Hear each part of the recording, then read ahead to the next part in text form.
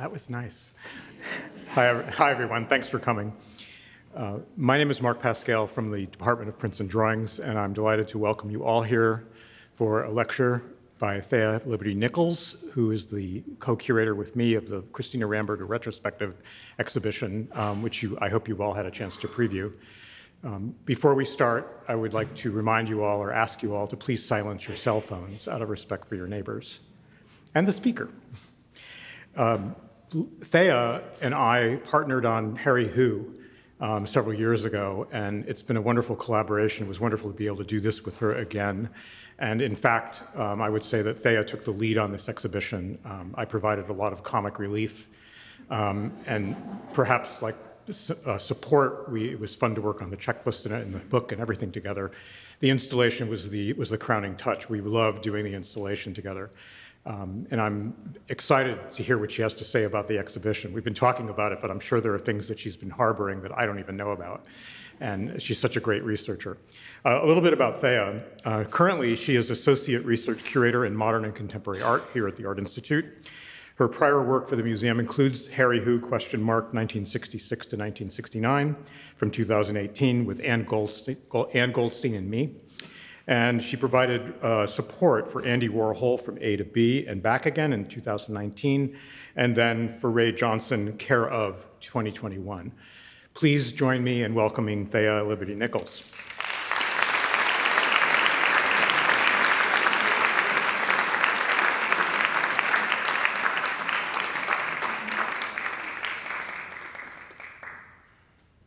Hello, thank you all for joining us. It's so nice to see everyone out. I hope you had a chance to see the exhibition. That's the best part of all of this.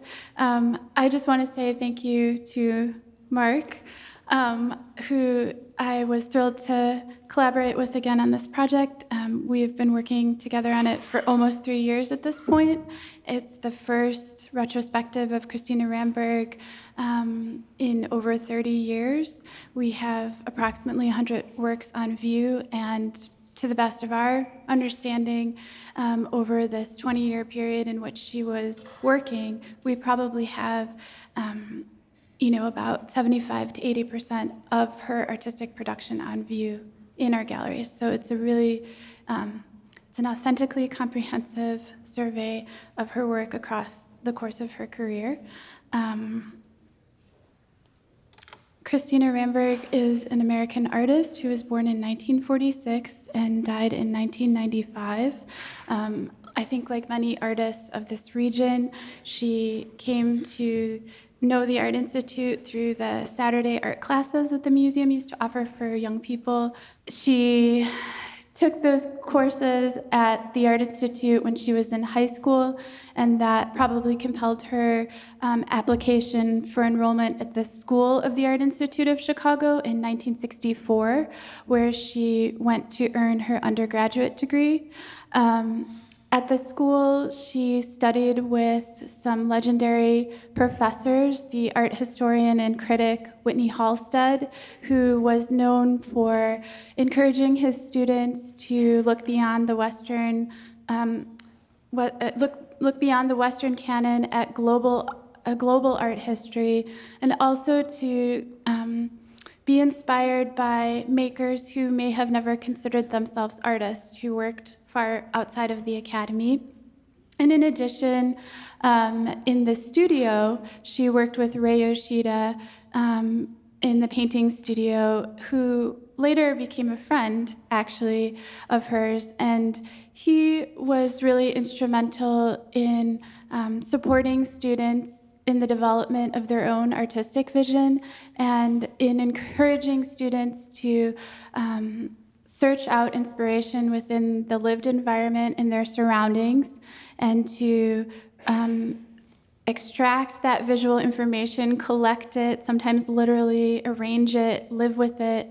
And that had implications for a lot of her, not just her artistic production, but her home and studio, which I'll get to. Also at school, very importantly, as with many artists of this generation, she came into contact with Phil Hansen, an artist and fellow classmate who she would go on to marry in 1968 after they both graduated, as well as the artists Roger Brown and Eleanor Doobie. And together, these four friends formed the self-named artist exhibition group, The False Image, which you're seeing artist-produced ephemera of on screen right now.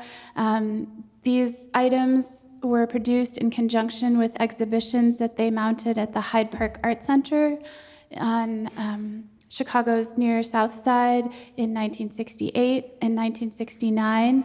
And they exhibit a sort of shared interest in almost Deco or Depression era imagery that was shared by all of the artists, and that you can see permeate especially Ramberg's earliest paintings on view in the exhibition.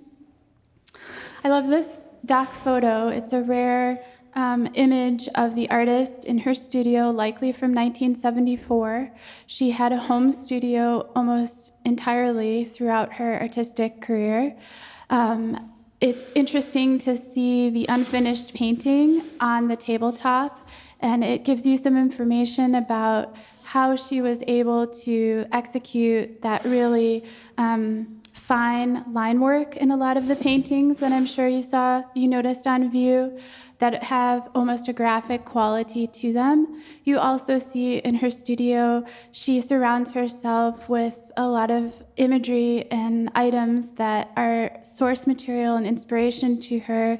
On the wall behind the desk, there's a button card, there's 5 and dime tchotchkes, essentially. There's a lot of pages of what look to be like scrapbook pages, which we have one example of on view in the gallery, is the comic book scrapbook. She made many kinds and types of scrapbook images that collected material from different kinds of print ephemera sources, like newspapers, comic books, trade catalogs, and would sort of cut and paste them into these arrangements, which are not, again, dissimilar from some of the work on view. The only other thing that I want to point out about this image that I think is important to note is that, like many artists, I would think, she worked on a painting at the same time that she maybe would move to making a diary entry or working in her sketchbook or working on things like the scrapbooks. So all of these things were happening simultaneously in these different avenues of creative expression. And I think we really worked to do the same thing in the exhibition. So you're kind of seeing her paintings and her source material in conversation with each other in the ways in which she used them and in the ways they were produced. Early on in the project, we, in close conversation with the estate, which we have been very generously supported by in terms of all of the access of material they've granted us, including the ability to read a decade's worth of Ramberg's unpublished diaries, which there's more imagery and information about in the exhibition catalog. In addition to the artwork, we were also able to bring into the museum for study and use, basically, source material from the artist's archive, including the dolls, which I'm sure you noticed if you've seen the exhibition. We recreated an installation dated from 1974 with the artist's actual material in the show. For us, this was important for the ways in which it illustrates how Ramberg was cataloging and indexing imagery, how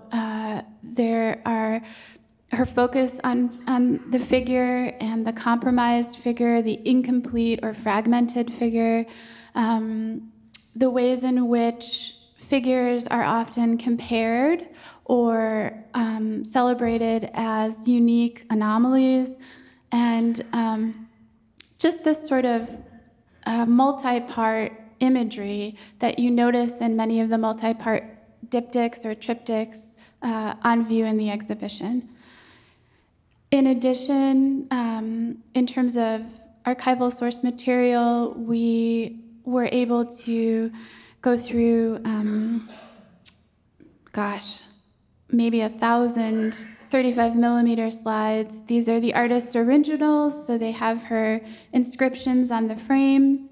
The ones you see on view in the exhibition are exhibition copies, but we really wanted to emphasize the objectness of them, so that's why we have them on display on a light table. These slides Ramberg shot, they were photographs that she took and had made into slides. She photographed throughout her lifetime. The content of the images ranges from, things that she spotted on walks, in cemeteries, alleys, locally, images that she photographed from books, pictures that she took on her travels, art environments that she visited in the US and Western Europe, and the list goes on. But it's a wonderful look at what she was looking at, oftentimes in these very specific details. And they were also materials that she used when she went on to become a professor at the School of the Art Institute for several decades. The last, what we're considering sort of source material within the context of the exhibition are her works on paper and her sketchbooks. By and large, the material on view is from the Art Institute's own collection. The drawings themselves are really important and interesting, although she never actually exhibited them in her lifetime. But just like the sketchbooks, they literally illustrate how Ramberg was an artist who worked incrementally and developed an idea bit by bit over time through really intense study and experimentation and inventiveness. And the sketchbooks in particular have a lot of that visual information, but they also have, because they were pocket-sized and she traveled with them, they have a lot of important textual inscriptions and notes so that we understand more about her travels, what she saw when she was abroad, for example, and what it was about the art that she was looking at that she was attracted to. I wish I could talk about every work in the show, but we don't have 3 hours, so I tried to be judicious and just select a few key works from specific series. So I'll keep an eye on the time and try not to go into too much detail about each individual work, but when you enter the exhibition, the first room is really some of the earliest work that we know of that exists from her oeuvre and includes student work that she would have created at the School of the Art Institute. There's also a lot of work, such as this painting, that would have gone on view at the Hyde Park Art Center in these artist-organized exhibitions I mentioned. It's important to note, and this was true of her entire peer group, that these artists were very sensitive to the display of their works within an exhibition environment. So you can see that manifest in these works where Ramberg has repurposed boudoir mirror frames, and she's removed the mirror oftentimes and inserted her masonite panel. Acrylic on masonite was her media almost across her career, with some exceptions, which we'll get to at the end. But that kind of hard support surface of the hardboard masonite allowed her to come in with very fine, almost single hair paint brushes and achieve the detail in a lot of the pattern, such as the hair pattern you see here, throughout that entire gallery. And in addition, the frames themselves are almost all artist painted. This one in particular features a kind of clever marbleizing, so it's a faux marble treatment. And knowing all of this, we looked very carefully at some of Ramberg's installations that she would have either contributed to putting together or approved during her lifetime, and took cues from that for our own installation. For example, these teeny tiny, incredibly fragile paintings she had exhibited in casework during her lifetime. You see, let's see, can I go back? You see in the image on your right some of the paintings that we have on view in our own exhibition. These also would have gone on view in a false image exhibition in 1969. They also have incredible hand-painted artist frames. The one on the left includes the addition of sugar roses, like cake top roses, which we were very pleased to be able to loan for our exhibition. And here they are in situ in the galleries. We also wanted to have you experience the works at the same height that some of these boudoir mirrors may have rested on, and to be able to gaze into the portrait from a standing, portrait height. And I think the only other thing that I want to say about the works in this gallery that I hope you notice upon entering is that Ramberg was an artist who had a very clear sense of artistic vision from the very beginning. Even in her student work, she was really focused on a particular type and kind of imagery, and she worked very hard to have her execution of that imagery match the same level of finish as the imagery itself, which we'll see in some of the next paintings. I have this image on the screen because in the early 1970s, after a period of travel, Ramberg returns to the School of the Art Institute to earn her master's degree. She continues sourcing all of this imagery for her informal archive, and you can see how it fuels paintings that follow in the early 1970s that I think, if you're familiar with Ramberg, represent some of her most iconic images.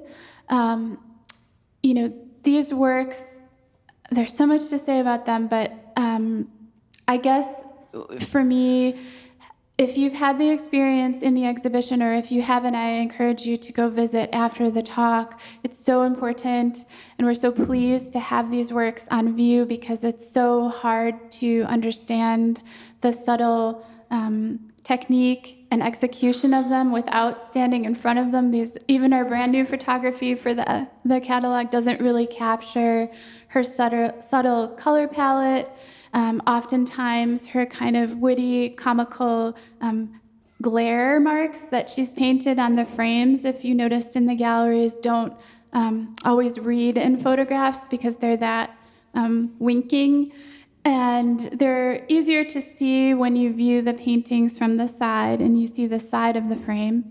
The contrast between the incredibly almost plush matte of the ground of these paintings versus the really high gloss, detailed painting on the frames is a great juxtaposition. And there's so many areas of matte and gloss within the fabric that she's depicting, and then the details, again, the linear details and the almost graphic details of the lace patterning.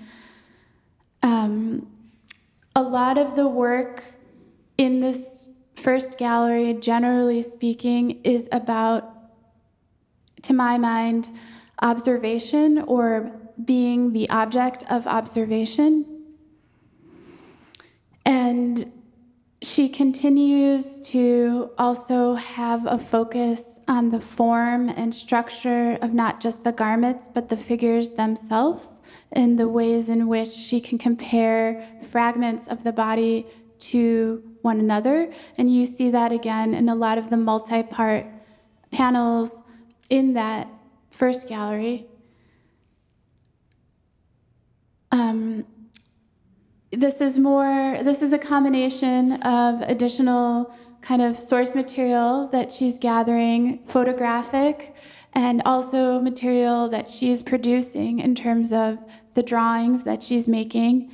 The slide in the middle is a favorite. It's of a friend and fellow artist, Carl Worsam. I love this because it also illustrates the fact that although she's constantly searching for images that inspire her, she is also staging images as needed, as this photograph illustrates.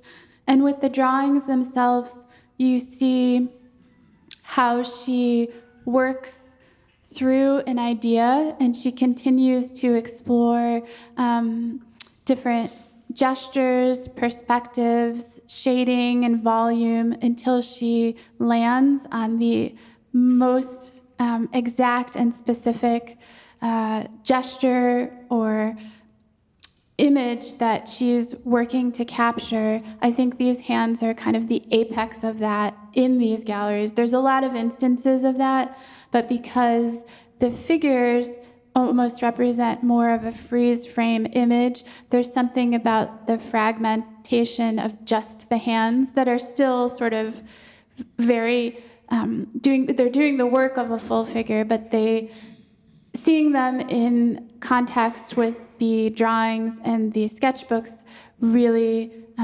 underscore how hard she worked to distill down this idea to this level of exactitude. Okay, so again, reviewing images of our historic installations, we were really inspired by the proximity of these paintings and their volume in solo exhibitions that Ramberg would have held at Phyllis Kind Gallery in Chicago and later on in New York. And that really influenced our installation approach in this now second gallery of the show. This gallery is largely featuring work that is, to my mind, more about experience than observation. And these figures are, instead of the idealized forms in the first room, are somewhat more abject by and large, and are very powerful in the ways in which they regard the viewer. The scale has over doubled from the works in the first room, many of which are, again, on this 6 by 6 inch masonite panels. These figures are much more abstracted, but do still read as figures, and they are facing the viewer. They're fully frontal, and there's a different weight to all of that. I just want to say a few things about, since I had mentioned the frames earlier, in these paintings, Ramberg kind of includes the frame on the face of the board. So those hand-painted wood grain areas are on the surface of her masonite painting. And in addition, the comparison between areas of like this high gloss sheen on the hair versus the line work in what she had referred to as the chainmail pattern, which is sort of almost a variation on the lace from earlier paintings, is so interesting and dramatic. The sort of freehand looping of the lace is in such stark contrast to the precision of the sheen of the hair. And as you see in Wired on the right, it kind of leads towards this impulse to upset that kind of perfection and that symmetry. So you see in several paintings from this series, she starts to unravel those threads or hairs, and it helps fuel the creation of the following body of work also in that room, which really takes this idea of asymmetry as its central concern, and the figure has further kind of dematerialized into almost an armature. And as we saw in those previous paintings, flesh and fabric kind of are coexisting and sometimes interchangeable, and we're really looking at a metamorphosis or an evolution of a form from the left to the right of a painted panel with these works. In the galleries, on the verso of the freestanding wall, we have another kind of series of these monumental figures. These are some of the last figure paintings that Ramberg painted, whereas in that previous work, we see a tendency towards an excavation of the form of the figure and of the body and of the things that drape it or bind it or in some ways cover it or shape it.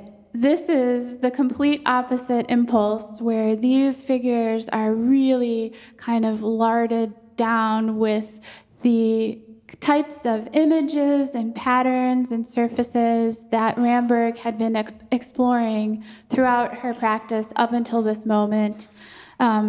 We see a shift in her color palette with this introduction of things like of colors like lavender and pink and this bright aquamarine.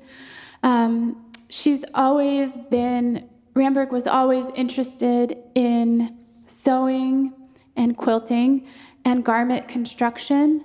And at 6'1" she at times felt the need to produce her own clothes for lack of other choices that she could find commercially available in stores off the rack. So she's very aware of those kinds of, again, garment patterns and construction. You see that really, you see that focus in this work, but also with the garments representing, in a way, different parts of the body in these figures. I hope when you're in the galleries, the position of this work with other works in the room kind of illustrate the ways in which the series that surround them help feed the imagery of those paintings. There's almost some painted sketches in that room of just smaller garments. And I just wanted to take a brief pause this is one of my favorite moments in the show. It's just on the other side of that wall, because I think it illustrates an important point that happens a few times in the exhibition. And again, I think is something that is very common for artists, which is that Ramberg didn't necessarily work through an idea. She continued to come back towards certain ideas that really gripped her, or that she could continue to derive information or inspiration from. So these two works, I think, could almost be anywhere in the exhibition. The exhibition is organized chronologically, essentially, from the entrance to the exit. But you see the reintroduction of garments and hair on the right, these comparative panels, the relationship between figure and ground of the chairs. The chairs look more anthropomorphic next to the body and vice versa. And I think I want you to keep these in your mind once we look at these last paintings coming up. In 1983, Ramberg stops painting. She expresses in her diaries and in published interviews that she really felt like she was having painter's block, essentially. And she, as I had alluded to, had sewn and quilted throughout her lifetime, but at this moment, quilting went from something that was maybe more of a leisure time activity to the sole focus of her artistic practice. Between 1983 and roughly 1986, and she began exhibiting these quilts in museums and had them on offer and at a commercial gallery locally. I think they begin with this deference towards an admiration for traditional quilting patterns, which she was very familiar with and which she admired greatly.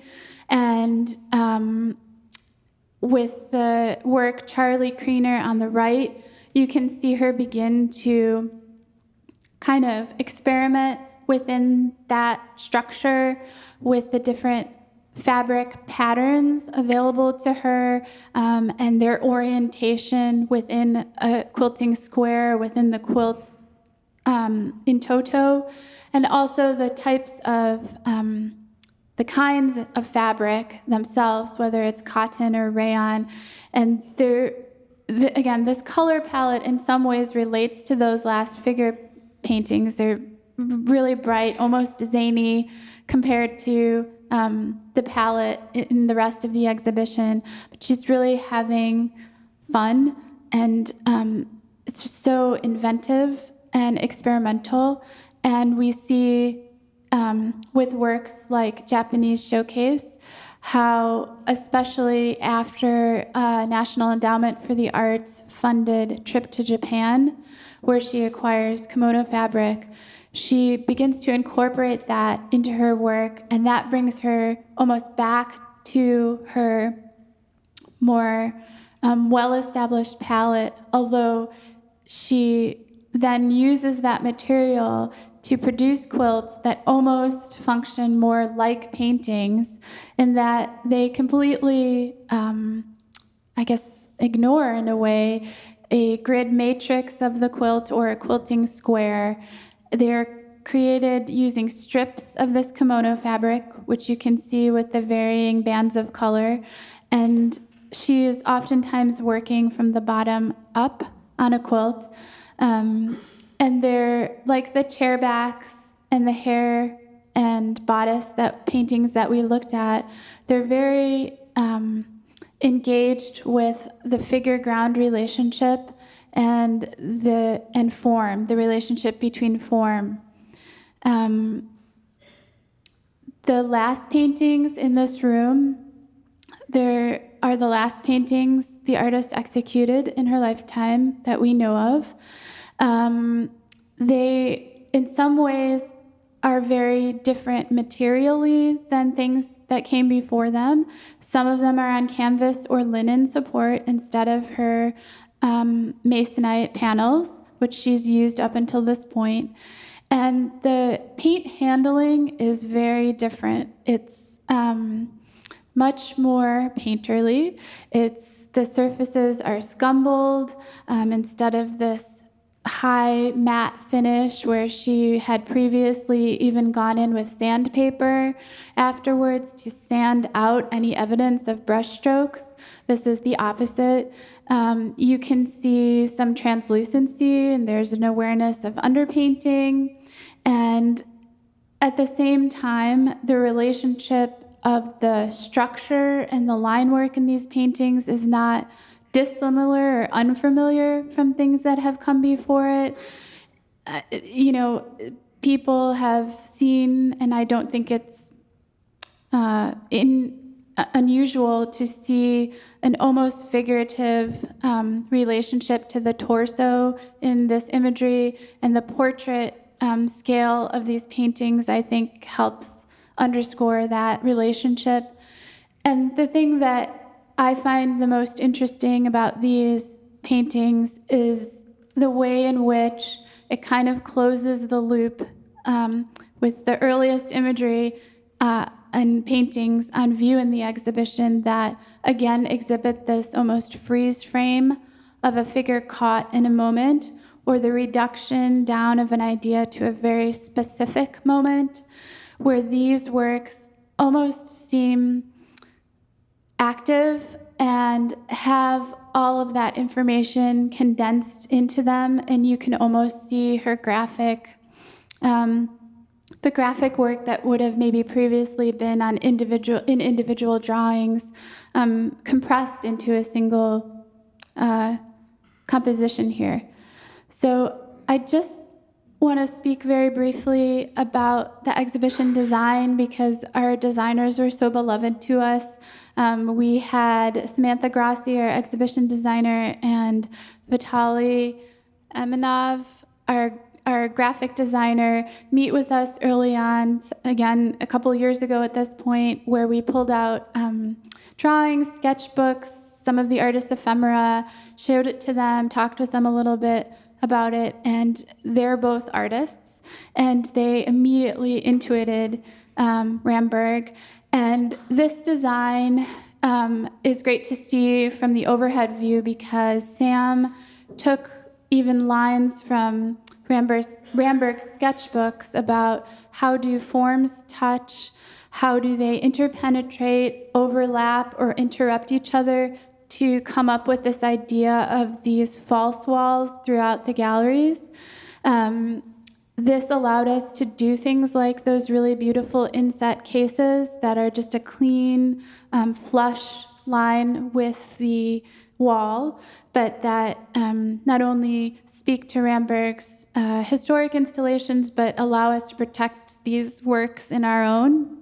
And if you noticed in the galleries, or you will notice when you enter, at the top, and you can see it in this image briefly, there's that ribbing structure at the top of the false walls.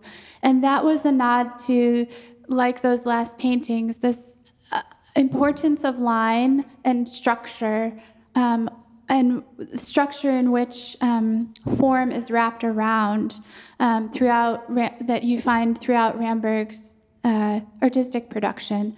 And Vitaly also looked very closely at the work and identified a particular type font that is very contemporary, but that for him, I think, and to us, really spoke to some of the ways in which images are revealed or concealed or cropped or contained within Ramberg's paintings to create the type font for the exhibition, throughout the exhibition. And just this morning, I haven't been outside of the building since I got into it, but I heard that the facade banners went up, so I hope you get a chance to see that before you leave also. I'm seeing now, I've not looked up on purpose until now, I'm seeing some faces in the audience who could be up here instead of me, Becky and Jim and whomever else.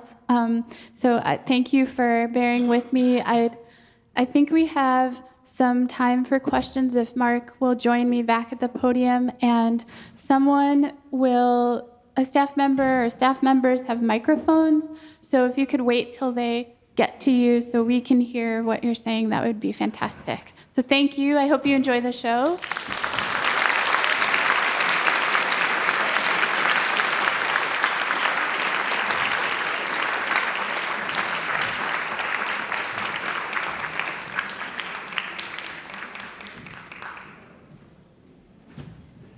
Are there any questions? Looks like we have a few.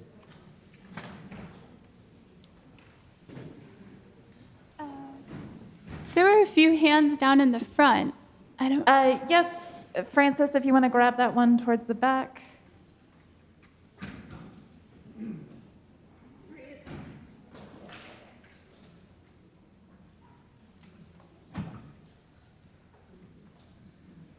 Hello. I was curious whether you had a sense of Ramberg's overriding concerns in producing this work.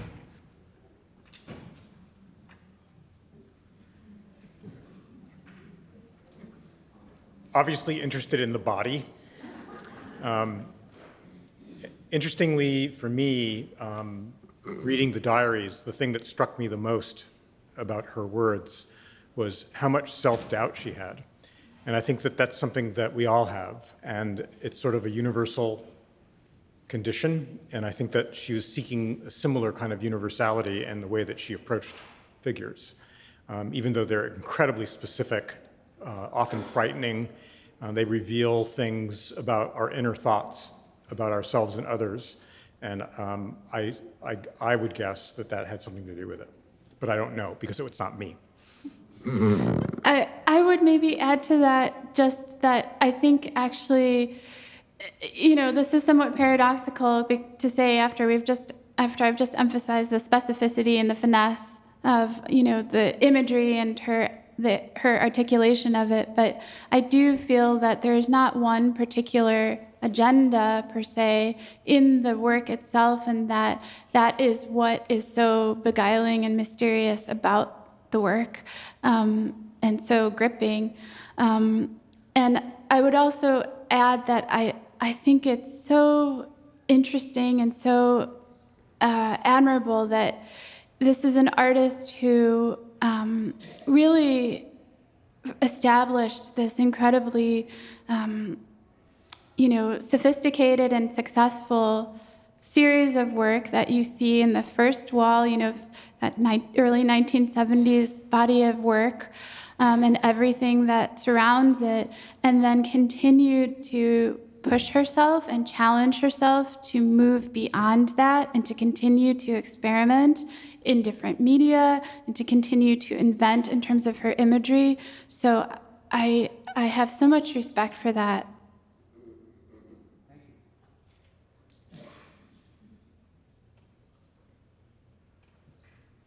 We'll take this question right here.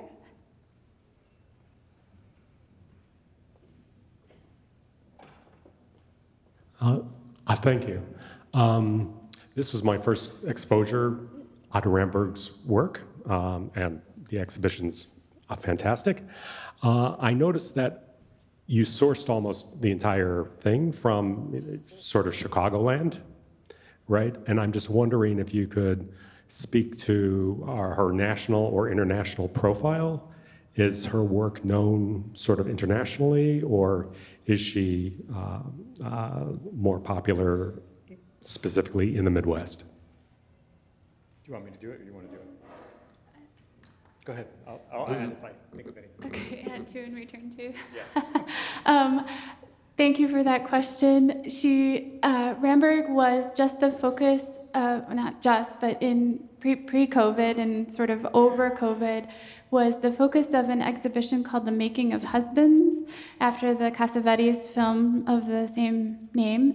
And that originated at KW Berlin, and it featured Ramberg and a series of her work, and then very interestingly looked at contemporary artists that they felt were in conversation with her work, some of whom, just a few of whom were Chicagoans, and not all of them were painters. Several of the Chicagoans were sculptors, actually. There is some work abroad, but by and large, it is either we lent from New York institutions or regionally when we were lending from institutions, but of the loans that we made, the majority of them were from private collections, from people who acquired the work from the artist.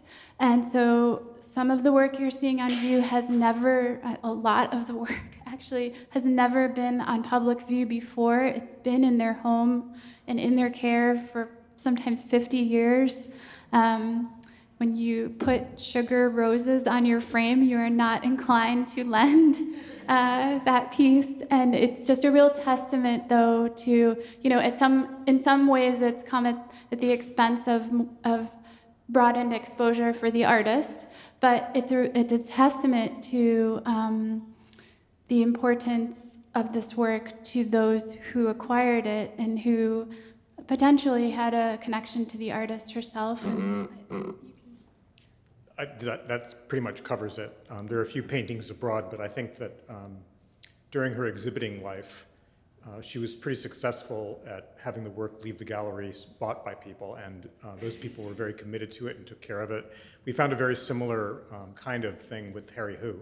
A lot of the work that we found for Harry Hu had been hiding in residences, and it passed through 3 generations of owners, all related. So it's pretty interesting, but I think that her, she's broadcast more now thanks to the exhibit in Berlin. And there's one painting in Vienna that we tried to get, but didn't in the end. And I think that she was very proud to be in that collection. She knew it was there, and traveled to that part of the world as well. But I think her focus was here. She showed in New York and Chicago, and in group shows around the country. So it's a national profile mostly. And there's so little available on the secondary market now that it would be unusual to find it elsewhere. There's one painting that we found recently, that had recently been acquired, that's based in Argentina now. So it's not much variety. Anyone else?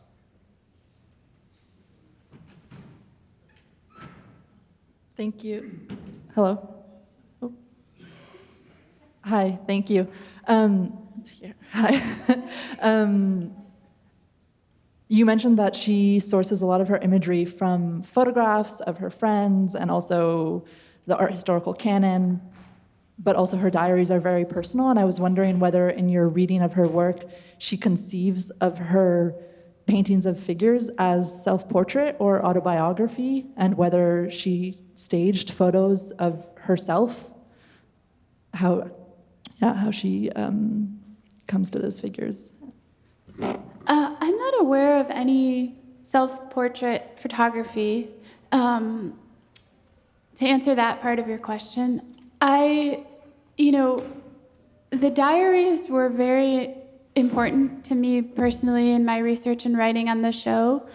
And they were really core to my understanding of a certain period of her work. They began in 1969 when the first entry is about going to another artist's studio, Joseph Yoakum, who Mark just did, not just, but very recently had a wonderful exhibition in Prints and Drawings of his work as collected by Chicago artists. And it's almost like she recognizes the historical significance of this moment and starts her diaries with that. And it's great information about his studio that is nowhere else. And there's a lot of moments like that throughout the diaries, but I don't know if she was writing for publication in her mind. They're very sanguine overall. They came to us redacted from the estate. And for me, there's a moment in about 1975 where she starts keeping a studio diary inside of her personal diary. And that's the moment where you start to get really incredible information about the paintings themselves, what the date she began them, the date they were executed, some more detailed information about the kinds of images and their sources, who she was doing studio visits with, where she went to dinner, what movies she saw, but nowhere in there was there information about portraiture from her, own omission. If you have the opportunity and you're inclined, there is some of that information on the labels in the chats, and there's some of that information in the book. There are certain events over the course of her life that I couldn't help but feel influenced some of the imagery, but for me, it was not a one-to-one relationship. And in fact, I think like many artists, she found a motif that she could return to again and again without having to come up with a new motif each time she started her work. And within that motif, she played. and she experimented, and she made many permutations of that. It's very evident in the drawings, the way that she was interested in morphology, the morphology of a form. We've come away with the great awareness that she was a great formalist as a painter, and the variety of things that you find in them are just like significant of that kind of approach to art. And it's a little bit of a kind of leftover from Bauhaus in a way, and that's part of the pedagogy. It was part of the pedagogy at the school. So I think that really creeped into her thinking and her working. I think we have time for one more. Yes, this will be our final question. And we've got a question right here in the center. Hi there. I too was not familiar with this artist, but I'm curious. She started working right when second wave feminism was starting to rise, and she seems to be very focused on the female form and inspired by, I would imagine, was considered very feminine type inspiration with the corsets and bras and dolls and stuff. Does she consider herself to be a feminist, or talk about what it was like to be a young woman at that time, when I'm sure she experienced a lot of discrimination?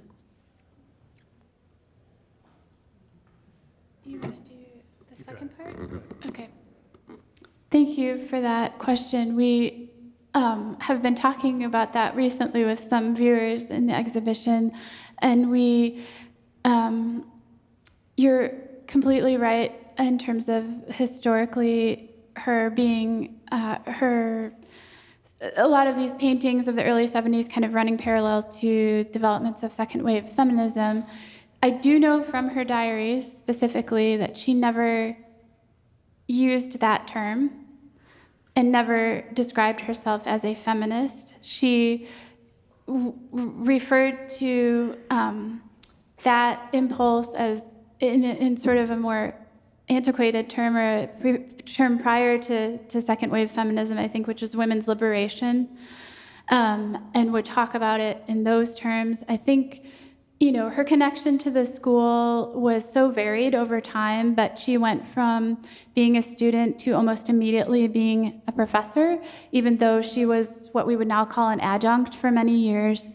And in that time, there was a lot of that kind of activism fomenting at the school that she was, again, adjacent to, but not a participant in. And I think in a way there was almost a slight generational divide for her between some of those activities on campus and herself. There was one last part of the question. Yeah, I never had a conversation with her about it, but I think based on what we've read and what we have heard from others, that one of the things that really stood out for me was that when there was organizing happening in the 70s, and that people would get together in a group, and she came away sometimes with the idea that people were more focused on their self-interest than they were about the issue, and that was upsetting to her and off-putting, and so that says a lot about her character, and just like that, her work sort of transcends a very particular reading. And it's one of the things that makes it so rich for me, is that you can't pin it down. And I don't think you could pin her down either. She probably had a lot of sympathies and empathy for various things without actually having to wear it on her sleeve. And that makes her a very powerful figure to me. Thank you very much.